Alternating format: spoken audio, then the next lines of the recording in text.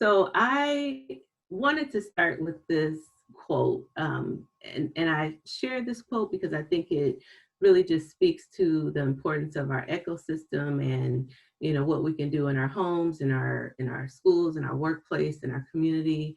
So each of us is a seed of divinely inspired possibility, which when nurtured in its proper context can and will grow into the fullest expression of all we are supposed to become. And again, I see this as important because it's a reminder of taking care of our whole selves and helping others take care of their whole selves. And, that is, spiritually, mentally, emotionally, physically. Sometimes we forget about that mental piece. We focus a lot on those other areas, but it's really important to think about how we can take care of our whole selves and make that the norm for people. I wanted us to look at this historical context of mental health and mental wellness, we can say, in minority communities. We have to think about the traumas that happened prior generations and, look at these pieces that were experiences, a part of people's lived experiences. And remember that these lived experiences had consequences. They impacted people's lives. And so when we think about transgenerational trauma or the impact of transgenerational trauma, even though we may not have personally experienced these instances, whether we're talking about African American population, Native Americans, Japanese, Mexican, we will or have experienced the result of these traumas. And so whether it's how we were parented, how our parents were parented, that transgenerational piece carries over. So if there's unresolved trauma, if there's unresolved grief, it doesn't just go away. It shows up in our interactions with each other. And so it shows up in, the way parents relate to their children, some of the intricacies that may not have been thought of as maladaptive because they were survival tactics, during these times, during these moments that we see, whether it be, slavery, Reconstruction, Jim Crow, and some of the ways that African Americans had to survive during that time, the Native American boarding schools. In all of these situations, we're looking at people's culture, their way of life, their way of being stripped from them, them being stripped from living a normal, healthy life. And so those dynamics take something away from the core of a person. I mean, we know now a lot more about trauma and the neurological impact and the way trauma can interfere with someone's development and their way of coping with life. We know that now. We didn't necessarily know that back then when some of these things were happening. But now we need to look at how does that impact people who are living today with any mental health or mental illness, the results of these long-term trauma, as a result of these long-term traumas. And so it's important to make those connections, to ask the questions, whether it be of yourself, of your own family, or of those that you are encountering, and try and get a sense of how this historical context might be impacting how they're functioning today. So in addition, so these are the actual events that occurred. And so we think about, kind of want to go back to thinking about the impact. So the silence, not being able to talk about it, just functioning and getting through it, can become sort of a learned response or a learned behavior. Ignoring it, making it seem as if it isn't existing, but yet it's still impacting the person internally. And in that sense, not being able to express how it's impacting someone can lead to toxic stress and long-term stress that again can end up turning into mental illness of some sort. Talked about the transgenerational, and then the fact that mental health has always been a private thing. And so people have struggled through these instances and historically and not been able to talk about how they have been affected by these situations of these traumatic experiences. So some of the ways that we continue to see minority communities impacted by some of the historical events are looking at institutional racism. And so, you know, we think about some of our laws, some of our practices that are carried out today, even some of our unspoken practices in businesses continue to have that underlying institutional racism. The distrust of the medical profession. Minority populations have been things like the Tuskegee experiment or the sterilization of women, you know, in the 60s and 70s, which wasn't that long ago. You know, that I always say that could have been my mother, which was just a generation ago. We also think about the identity issues that develop from communities, the challenges as people struggle to acculturate, but also to maintain aspects of their own personal identity in a world that doesn't necessarily honor or appreciate or respect minority populations. And so that could lead to some self-hatred among some. You know, we also have to look at the racial disparities and disproportionality amongst different things such as healthcare, education, employment opportunities, housing, all of these things that have been in the news that we've been talking about lately. We've been talking about them in relation to some of the, you know, like COVID-19 or the racial violence that has been occurring, but not necessarily as much in relation to mental health. We also know that there's a lack of research, a lack of empirical research and data specific to minority populations. And so that's another area to think about. If we don't have the research out there that is helping us understand how to work with minority populations, are we really effective as we could be in working with the populations, and what is needed to have more research? And so that's another concern that is still lingering for us. We also have to think about when people come in to receive services, how efficient or effective has the training been for, you know, in thinking about the mental health profession. It's a predominantly white provider profession. And so if they have not received the appropriate training, cross-cultural training, multicultural training, you know, there may be concerns of how competent are they to provide services to people from the minority community. And this is a conversation that I'm in all the time as a counselor educator who is actually training counselors. We're always talking about what that needs to look like, how we can improve that. But again, there still isn't enough research out there on specifically on minority populations to help us understand what else is needed. So that's an area that's lacking, but people are doing more and more research in that area, which is helping us learn a lot more. We have to think about the stigmas. Angela mentioned the stigmas earlier, because that is really a huge barrier for some minority populations in terms of seeking services.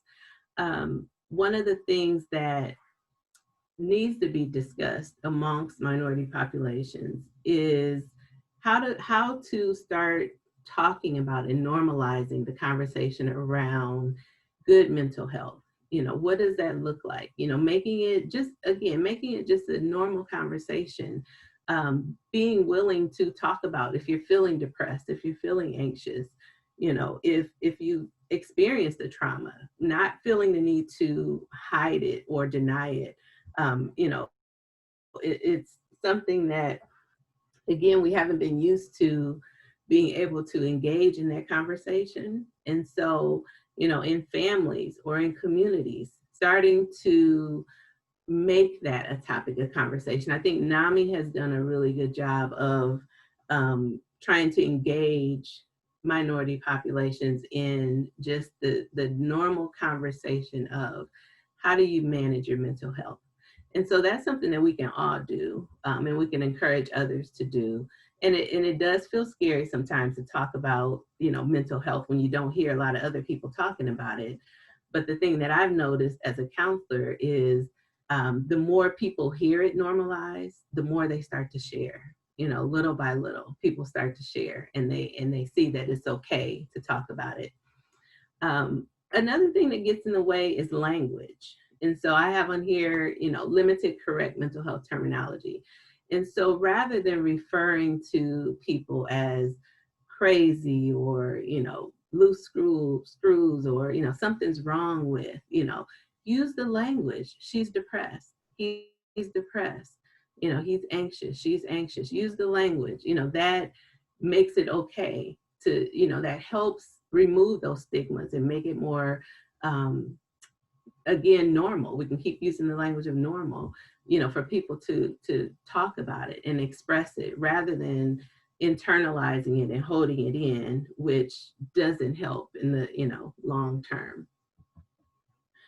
So thinking specifically about mental health and the minority community, it's important for us to recognize that when we start talking about help seeking and engagement in mental health services, the Surgeon General's report shows us how the differences between the overall U.S. population seeking mental health services at a ratio of 1 to 3, and specific minority populations engaging at the rate of 1 to 10.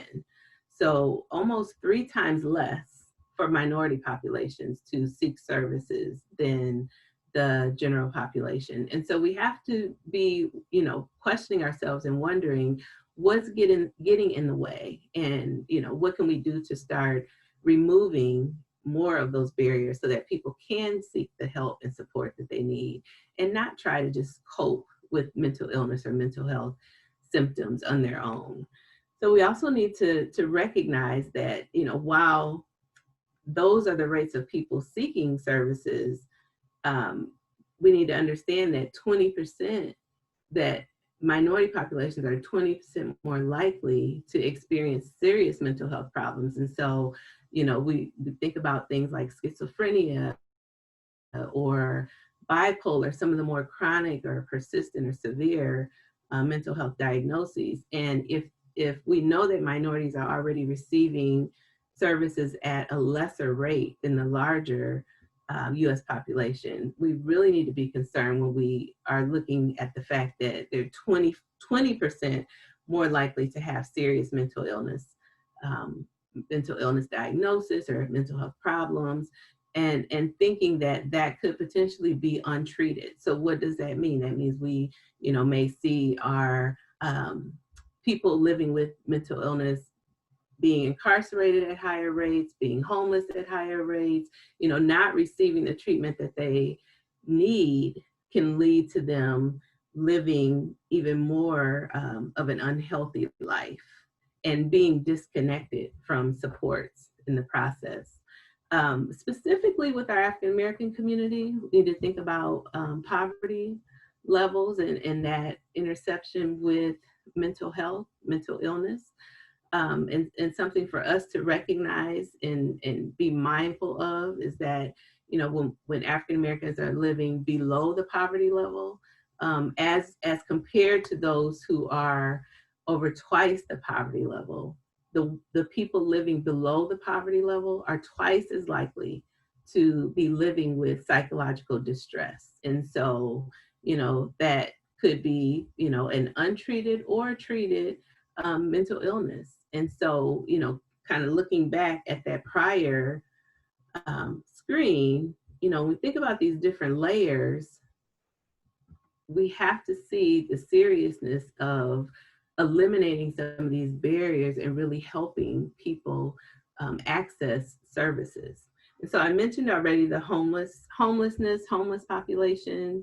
Another area to think about and be mindful of is violence exposure. And so if people are living with untreated diagnoses or even are undiagnosed because they haven't sought out any treatment at all, that could potentially increase the risk of violence in their home, in their community, because we have people living with depression, anxiety, PTSD, those things coming out, those symptoms, permeating someone's existence and then coming out, being expressed in ways that are not healthy, in unhealthy ways. And so that puts them at risk, that puts their family members at risk, that puts, the people in their community or closest to them at risk. And so our most vulnerable of these populations, obviously, are children. And so we have to think about the exposure of, living with a person with mental illness and untreated mental illness, even what that can, how that could potentially impact children, our most vulnerable population. So I want us to take about 5 minutes and watch this video that has an adult male sharing his story, sharing his experience with some youth around mental health and wellness to help them understand the importance of seeking services and it, being okay to talk about mental health.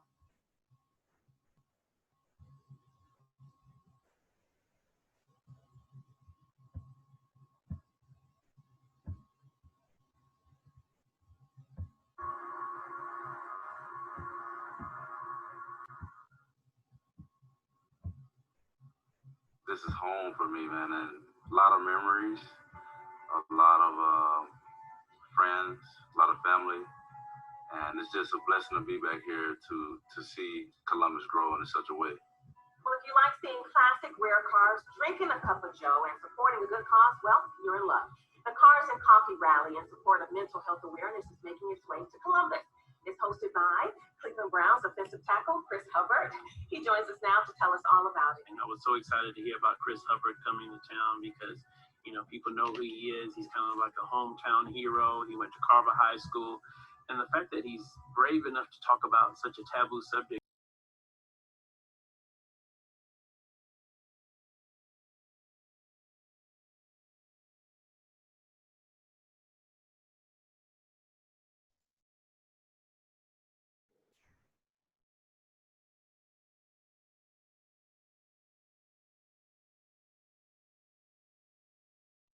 Tiffany, I think we lost audio. It's way better than what we had at all. Way better.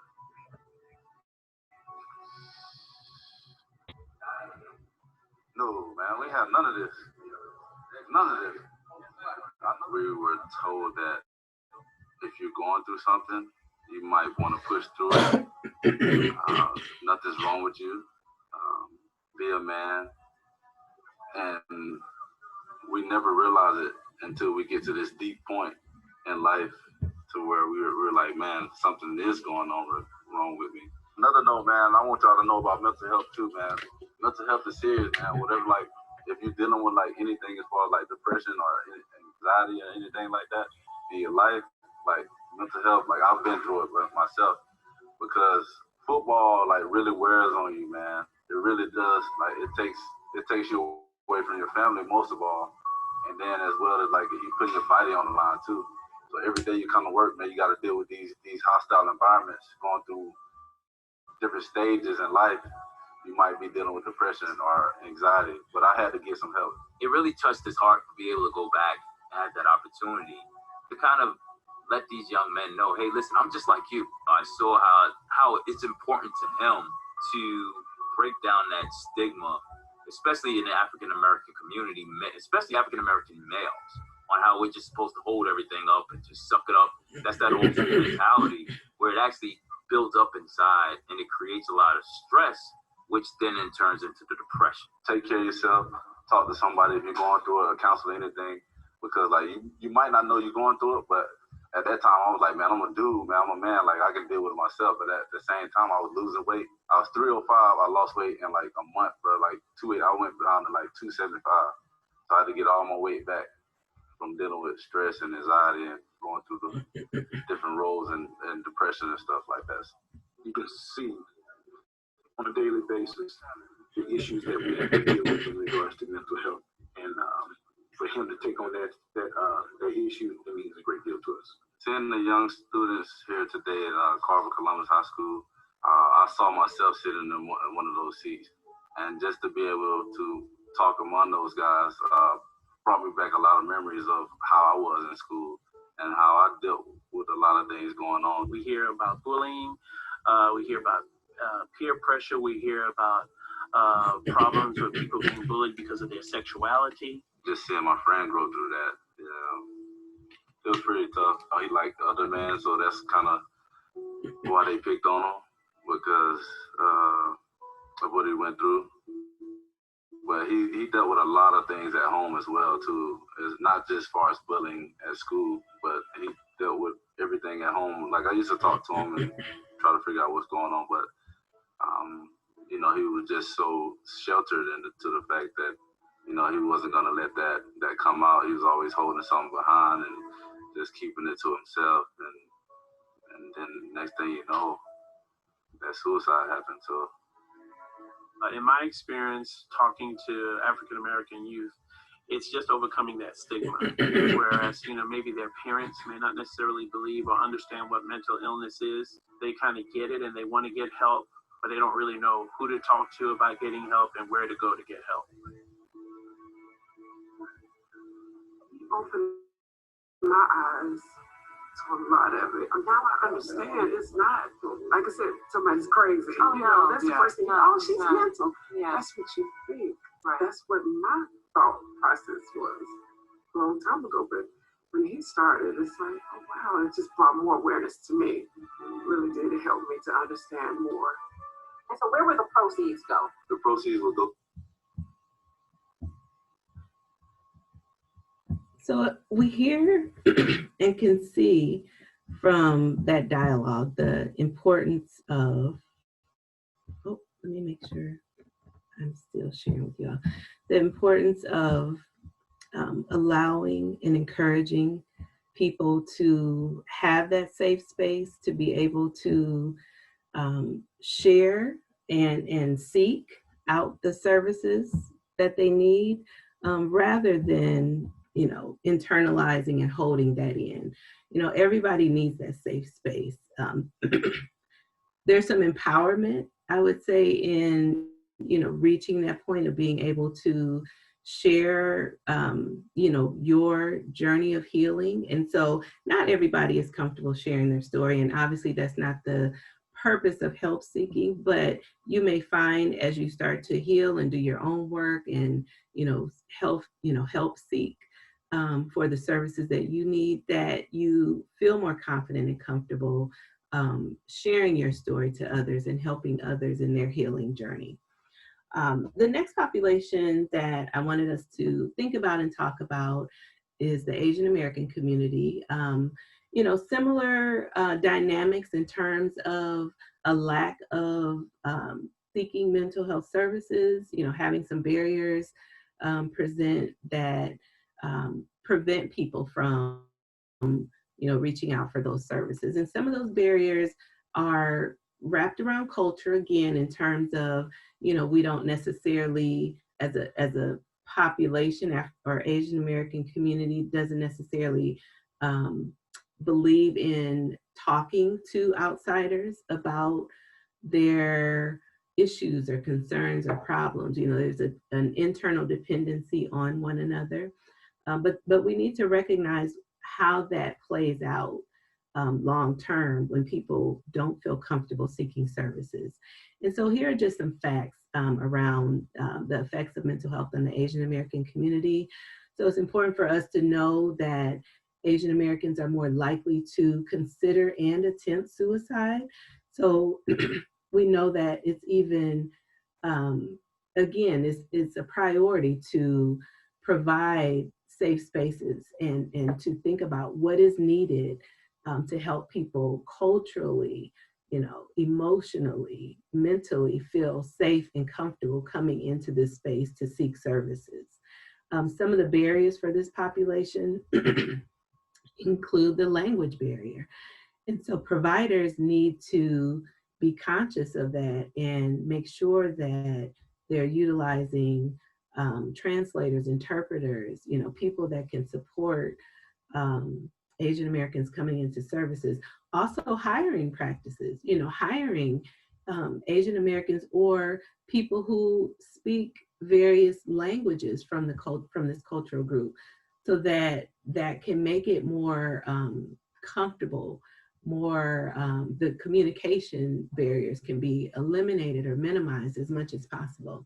There's also the stigmas, again, as a cultural group, like I mentioned earlier, just not wanting to, being private, not wanting to do anything that would bring shame onto the family. And so we have to, make sure that we are reaching out, that we're doing so in a way that helps families understand that we're there to help them. So Asian American families or members that we may know might be military members, making sure that we have providers in place who are culturally competent and understand some of these barriers for this particular population. It's also important that we make sure that we look at things from a collective perspective. And so Western society focuses a lot on the individual, but minority communities often focus on the collective. And so it isn't just about me, it's about my family, it's about, my neighborhood, my community. And so we need to make sure our services are encompassing those dynamics as well, and not pulling people outside of their place of comfort and wanting them to focus just on themselves, because that isn't the natural way of being, for Asian Americans. They're a collective society. And so we want to provide services that will engage the family, as much as possible. So I think this is the last video I'm going to show just for the sake of time. I have two, this one and another one, but I really want you all to hear firsthand. I think I can say it, but I think it's more beneficial when you hear it from someone from the community versus an outsider sharing the experience of someone else. What's even worse is the stigma. I didn't have a good idea what NAMI did for Asian Americans. There's a lot of misconceptions about one of the things that I didn't realize was even worse is the stigma. I didn't have a good idea what struggling alone. There's so much stigma for Asian Americans. There's a lot of misconceptions People are not able to reach out what mental health is. And I thought about my patients. So how many of my Asian Americans that they are struggling alone. There's so much stigma. And I had to confess this. People are not able to reach out for support. And I thought about my patients. So how many of my Asian American patients are actually suggested that I had to confess. I feel like, is there an echo, or I feel like it's playing? Yeah, Tiffany, I think we got two audios running. Okay. Knowledge and the lived experience with NAMI. We have been struggling. We were like, okay, we need to start from scratch again. Let's go back to step one. And our step back one again is like listen and learn, so then you can come up with a plan. Well, I remember back then, most of us, barriers of our stigma is that, oh, I'm not crazy, like, oh, I don't have mental health challenges with depression or whatever. That's only for people who are crazy, So we have this image in society about craziness and mental health problems. In our community, for at least for the folks that I work with, I feel that they are still suffering from mental illness. They can't really take it to the next level and see that recovery is possible. My patients, notwithstanding they don't speak English, but they just wouldn't want to go to a support group of family members about mental illness. They want to keep it a secret. So it just wasn't even part of the equation. I mean, it just never even crossed my mind that they should go to NAMI, because I knew they wanted to keep it a secret. As far as the people that immigrated here, the Eastern philosophies of meditation and other types of recovery principles may not always be, it's not always created by Asians for Asians. It might be created by another group of people that is trying to like fit us into that box. You know, maybe the mental health care model is not the only way that we should approach mental health. Maybe there are, again, as I said before, more grassroots approaches and really kind of looking at, well, what are the communities doing, or what do they need, what do they want, what do they believe, what are our priorities, what are the main issues, what are the recommendations. And you'll see there are some recommendations very specific, from what language we use to things that are more general, like, you know, combat stigma. And so the recommendations big and small, but all of them are very important. Change really needs to happen. I think we really need to look everything from different perspectives, and change is a critical value. The way we do things don't work as much, don't work like with Stream, with other communities. But if we look at how to do things differently, then that will make a difference. And so I think NAMI has really taken a big leap by saying, you know, we recognize the diversity of, you know, Asian American Pacific Islanders, and we know we have a lot of things to work on, but bringing people together who are passionate about this community, who are wanting to make a difference, and really saying, you know, we can't do the work alone, but we need to come together to share our ideas, I think is a big, huge, huge step. And my hope is that NAMI can continue in their commitment. It might, you know, as Mahal said, it might take longer, not a fast change, but I think NAMI can continue being passionate about this work and know that they're here for the long haul, pretty much. And I'm just, you know, very excited today to see so vigorous dialogues between all the parties, and we did come up with some concrete things, and hopefully, you know, NAMI National is going to be instrumental in turning these ideas into actions, and hopefully we will be able to follow up as a group and respond to the need as a group. Given all that we have learned and all that people suggested to us, this is what NAMI is going to do next. We're going to come up with short-term strategies and long-term priorities. And our hope is to work on all of them in the next year and the years ahead.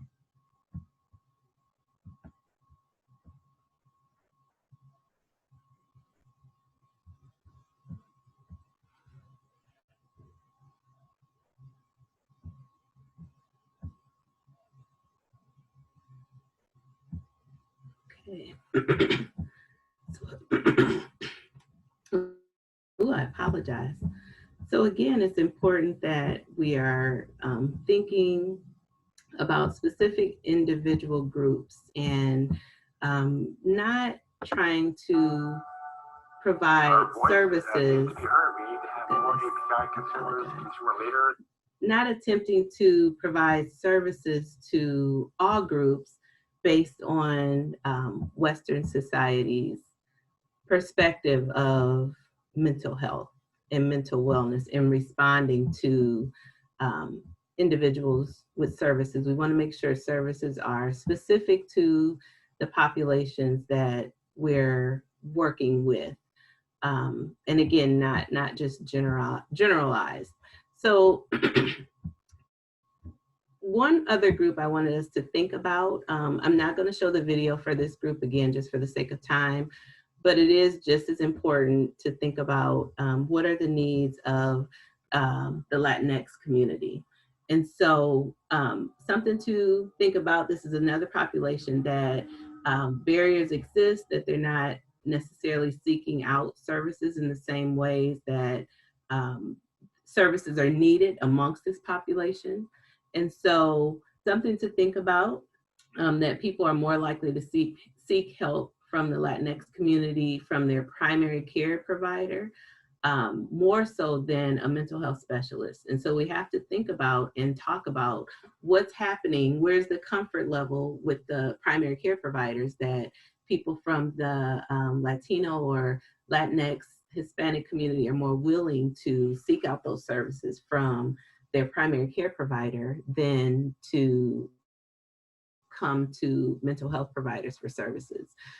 We do know that there's some of the same instances of the language barriers. And so while there may be more Spanish-speaking mental health professionals available than some other languages, there still is a deficiency. There still is a shortage. There still there aren't enough providers that are able to speak Spanish and engage people from the Latino community. And so that's something that from the provider's perspective needs to be looked at, but then also from the client's perspective, of what is it that you need? So exploring that more and thinking about,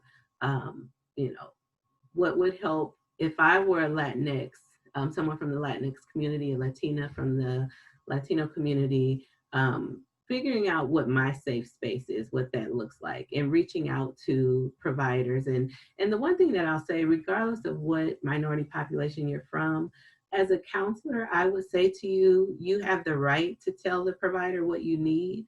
So don't feel like because the provider doesn't look like you, doesn't speak your language necessarily, or have some of the same values. Counseling and mental health services are about you, so they're your services. So you have the right to go in and request what you need from a provider, and the provider should be competent enough and flexible enough to be able to meet your needs. So I would encourage you all to go out and look for this video. It's another NAMI sponsored video, Discovering My Superpower. It's another example of how culture plays out in help seeking around mental health services and how to get through and get over some of those barriers that present themselves. So I talked a little bit about, focusing on some of the historical context and the transgenerational context and how that can spill over from one generation to the next. It's also important to think about how that dynamic there also can influence adverse childhood experiences. And so thinking about what are some of the underlying experiences that people may have had during their childhood that are playing out and impacting them today. And so one of the studies that has really become really prominent in discussions around trauma today is the ACE studies. It was completed back in 91, 94, Dr. Anda and Dr. Folletti. Interestingly enough, they were both studying two completely different areas. One was studying weight loss, the other was studying smoking cessation. And in those research studies, they determined that their participants were dealing with a lot of instances of adverse childhood experiences. And so they collaborated and started looking specifically at those adverse childhood experiences. Their population that they focused on were people who were university affiliated, predominantly white. Their participants were predominantly white, middle class, people who had healthcare and were able to participate in the study. And their outcomes showed them that amongst this, what we would consider stable population, people affiliated with the university, again, middle class, they had access to resources, healthcare, they were dealing with a number of underlying traumas from childhood. And so from that, they started studying closer, examining closer, what were some of the instances happening in the home? What was some of the dysfunction in the home, as it related to substance abuse, violence, whether it be physical violence, sexual violence, absence of a parent, incarceration, mental health in the home. So they started looking at all of these factors that could have been impacting the participants, and saw the patterns of abuse, the patterns of neglect, the patterns of exposure. So things like, again, exposure to violence didn't mean they had to be the victim of the violence, but even exposure to violence. And so the results showed us ultimately, and are still showing us today, that those early life experiences and living with that toxic trauma, that, and toxic trauma meaning, that ongoing trauma in a person's life, or that toxic stress in a person's life, it does impact individuals neurologically, so the brain development, the social, emotional, long-term health outcomes. It does impact all of those areas. And so the ACE studies is still used today to assess, kind of look at, if people have these areas of trauma in their history, and then people can really start to explore once they've identified that, oh, I do have one ACE or two ACE or three ACEs. I think there are 10 ACE questions on the questionnaire, and the more ACEs you have, so you can have one per question, the more ACEs you have, the more likely you are to experience some of these long-term impacts of trauma. So I encourage anybody who I see as a counselor, I encourage them to think about their ACEs.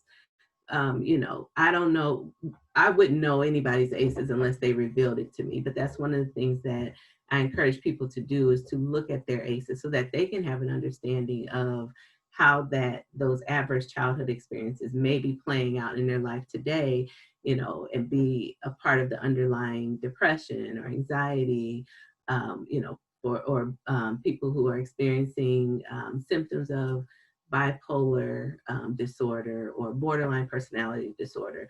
Looking into those childhood experiences can be really insightful and bring some awareness and help people understand themselves a little more.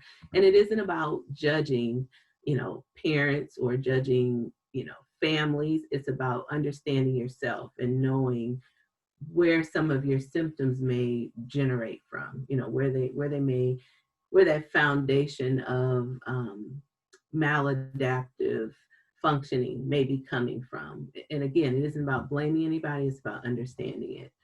And so when we look at trauma in children, early childhood, that trauma can play out, can show up in a number of different ways. Again, I shared some of those experiences already, but the other thing that we haven't had as much research on, but we're having more discussions about it today, is educational experiences, predominantly because of the fact that, especially in our public education systems, our student demographic is quite often different from our teaching demographic. And so sometimes some of the, things such as microaggressions, students on a daily basis living with and experiencing microaggressions from their teacher, who may be a white male or female teacher who interacts with that minority student in a way that can impact their mental health, the student's mental health on a long-term basis. And so that's why we see more and more educational systems doing cultural awareness training, implicit bias training, really trying to educate their staff on how some of those interactions, adverse interactions, can have an impact on the overall mental health of their minority students that they're working with.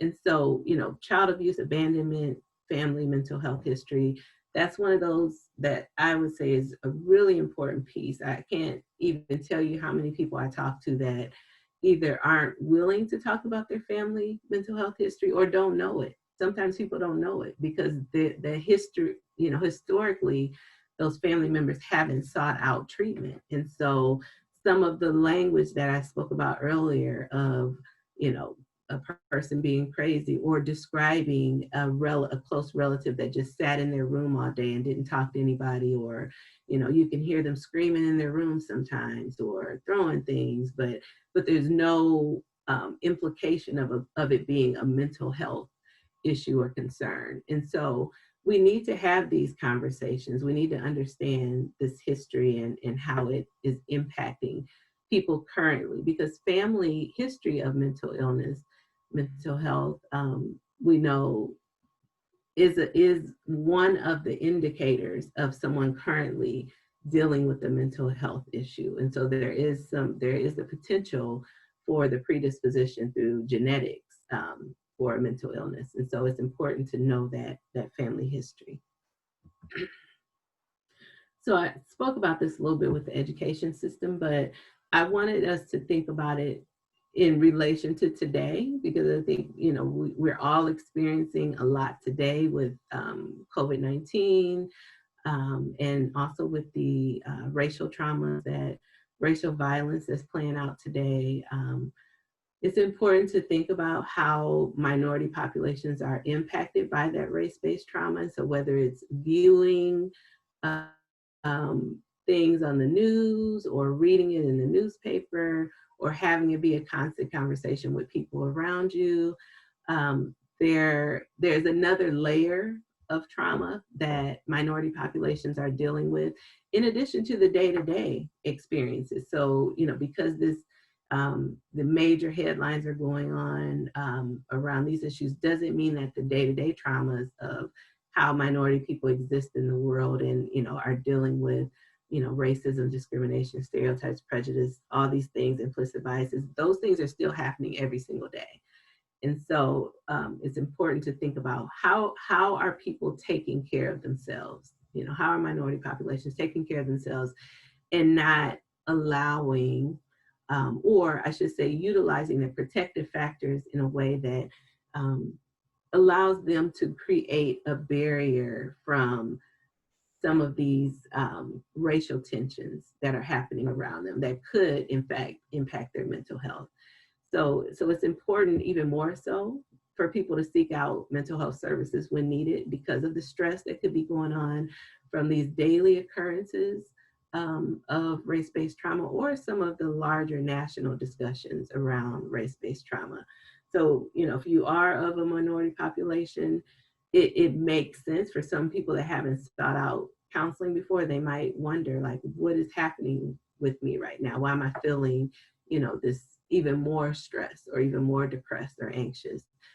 It's important to, you know, do a self-assessment and see what's different for yourself and determine whether or not now is the time to seek out services. If you know someone, I'd say the same thing. If you are a colleague of someone's or a supervisor or friend or family member, you know, look at what you're seeing in that person and maybe you might need to encourage them to seek services. So, and when we think about that trauma and that unresolved trauma, you know, this is why I say that, because it can lead to increased symptoms, you know, increased anxiety symptoms, depression, PTSD in some cases. People may become more vulnerable and, you know, vulnerable to being a victim of violence or may become perpetrators of violence, you know, because they haven't learned to cope and deal with all of that stress in a healthy way. Re-traumatization. And so again, if someone has experienced adverse childhood experiences or some other kind of trauma in adulthood, they're more prone to being to experiencing trauma in other ways, being re-traumatized, because they haven't learned effective coping skills, or they may not have grieved in the way that they needed to around the trauma. Substance abuse and addiction issues. So, you know, really replacing mental health services by treating the self-treating through substance use, through alcoholism, drugs. So the unhealthy route of I call it self-medicating, basically, through substances rather than seeking out those mental health services. The other thing that can happen is unhealthy relationships. You know, if you yourself or you know someone who is in a pattern of seeking out unhealthy relationships, there may be some underlying trauma issues or unresolved trauma issues that are lingering that person hasn't worked through, that leads them to engage in these unhealthy dynamics. And it doesn't have to always be like a romantic relationship. It could be, you know, friendships, even family relationships that can be toxic in a person's life, but they continually find themselves in those circles and those kinds of relationships. Again, what is the underlying issue? So I know I'm running out of time here, and I apologize. So I'm not going to read through all of this, but I just want you to think about and know that, you know, sometimes there are really, you know, barriers that they could in some instances be strengths for us as a minority population, you know, our religious affiliation, our family, maintaining that privacy, you know, those things could, the resilience in some ways be strengths, but they could also be barriers for us seeking out services. If we feel like this is working for us, we may not be reaching out in the ways that we need to. And so it's important to think about even the things that we perceive as strengths. Could they be getting in the way of you actually seeking out services? And here are some more indicators of that. If we, you know, the more we use psychoeducation, so even a session like today and talking about it, providing some information, normalizing it, the more we can break down some of those barriers, talking about what we need as people from minority groups or as providers, what can we do differently to engage minority populations? And that means that we do function traditional ways that services were provided and be willing to be inclusive of things that are really a part of the serving. And so I think about as a counselor, you know, although I'm not a Christian counselor, if clients have a religious background or belief and they use scripture, I encourage clients to bring that scripture into the session. You know, I'm not a Christian counselor, but if that's what helps them function and believe and, you know, have a sense of hope, then let's bring that in and utilize that in the session. If they have some other way of coping that's affiliated with the community, if we can engage in the community in that way, we need to do that to help, again, break down some of those barriers. We also need to understand the implications of medication. And so while medications may have been tried and proven on and normed on, let's just say a 20 to 30-year-old white norming group, that doesn't mean that that same medication is effective with a 50-year-old Native American woman. And so we need to understand what might be some of the other diagnosis she might be dealing with, or medication she might be taking, or how might her body, based on her genetic makeup, not be as receptive to that medication. So as mental health providers, we also need to be thinking about that. And as people seeking services, it's okay to ask those questions. You know, it's okay to talk about those differences. So when adults are struggling, it's important to think about how that plays out. And, you know, these are maladaptive behaviors that aren't very effective for the people who are struggling or the people around them. And so these are outcomes that we don't want to see. We want to minimize as much as possible. And so it's important, again, if you notice these things in your life or in other people's lives, to encourage and promote and help normalize the help seeking around mental health and wellness. So I was going to talk briefly. These are just descriptions straight out of the DSM, which is the medical book that helps clinicians diagnose. But I'm going to go ahead and skip through this. But I think these three, specifically depression, anxiety, and PTSD, are diagnosable disorders that it's important to think about, and with the population that is on this, in this webinar, in this workshop right now, is to think about how you see these symptoms playing out and where you see these symptoms playing out.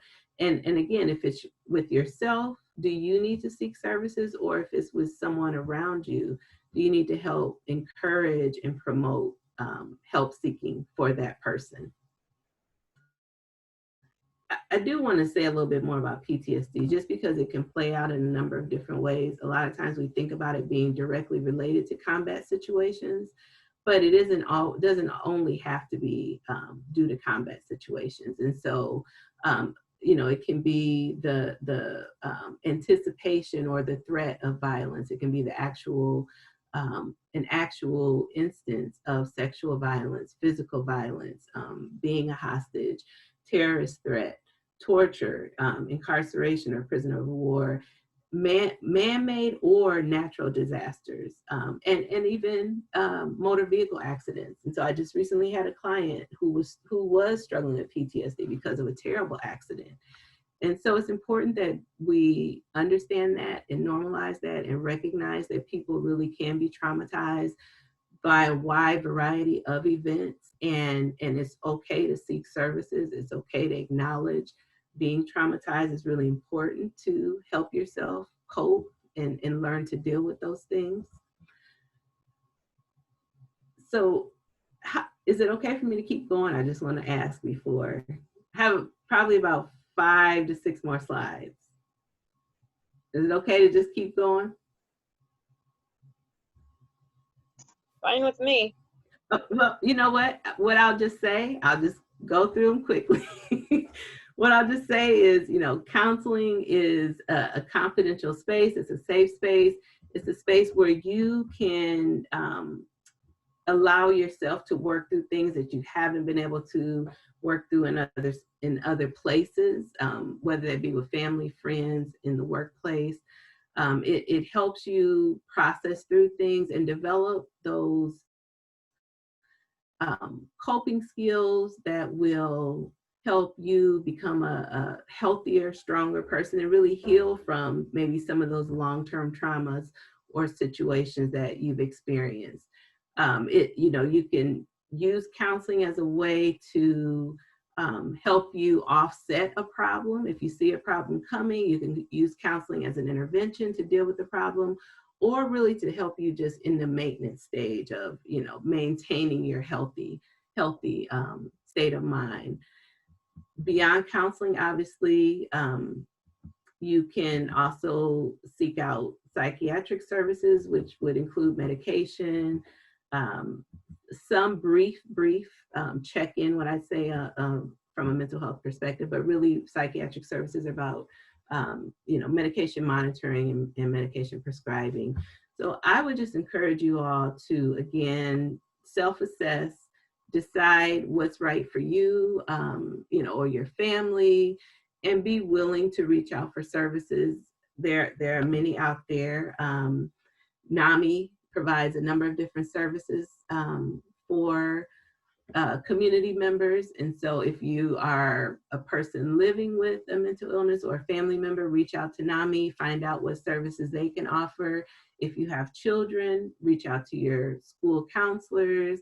There are a number of community mental health and substance abuse providers that are available in every community. I know Angela and Dr. Sumlin are going to provide a list for you all of additional resources. So I'm just going to go through this quick. There are also nonprofits that provide services, and then private practice counseling services. So I would encourage you to contact your insurance provider and find out what you're eligible for, if you need to seek services of any kind, or if you're working with someone and helping them seek services. I want to quickly talk about advocacy. I mentioned several times throughout, if you're someone seeking services, you have the right to ask questions, to make sure the clinicians are providing services to you that you need based on who, your cultural background, your whether you're male, female, if you have a religious affiliation, you have the right to ask questions. If you're in a leadership position, think about how the advocacy needs to look from you for your employees or the people who you're working with. Are you speaking up in the ways, are you looking at policies and practices and some of the inequities or inequalities that might exist in the workplace, and talking about what needs to change and beginning to take action, bringing trainings in that could help some of your other supervisors and even yourself be more culturally competent, and then looking at policy changes. So what needs to change to make sure that people have access to services, resources, and that their day-to-day experiences are really supportive of a healthy mental health environment. And these are just takeaways, and I'll really stop here because I know that we're out of time. Use the services, normalize the conversation. We need people to be the best versions of ourselves. So all of us included. And I'm a mental health provider, but I also make sure that I'm taking care of my own mental health and doing the same for my family as well. So these are just some quotes that I thought would be beneficial to encourage that help seeking and caretaking of others. And then my contact information, and I thank you all for being here today. Again, I think it's an important conversation, and we need to continue to have the conversation as often as possible to normalize it and encourage wellness for everyone.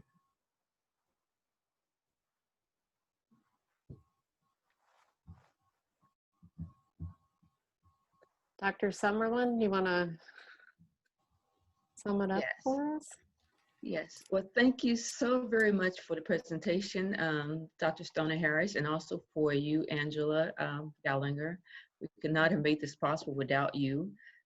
Just a reminder that I still need, I'm sure there's still plenty of you that have not sent me an email to confirm your attendance. I don't have the sign-in roster, so bear with me. You know, we're going to send some follow-up information, but first of all, I need to confirm your participation for today. Again, thank you so very much. Dr. Stoner-Harris put out a lot of wonderful information. We're going to be sending some resources for you. Please share with your family members, share with yourself first of all, because self-care is vitally important. Take care of yourself first before you can look out for others. And then share with your family members, your co-workers, loved ones, etc. Because, you know, we're in the midst of a COVID crisis. We're in the midst of a lot of geopolitical challenges. Again, thank you so very much. Thank you for the patience and bearing with us as we went a little over. Be on the lookout for some similar classes coming via the Health Promotion and Fitness Working Group and also from the City BABF Coalition. Thank you again. Thank you. Thank you, everyone.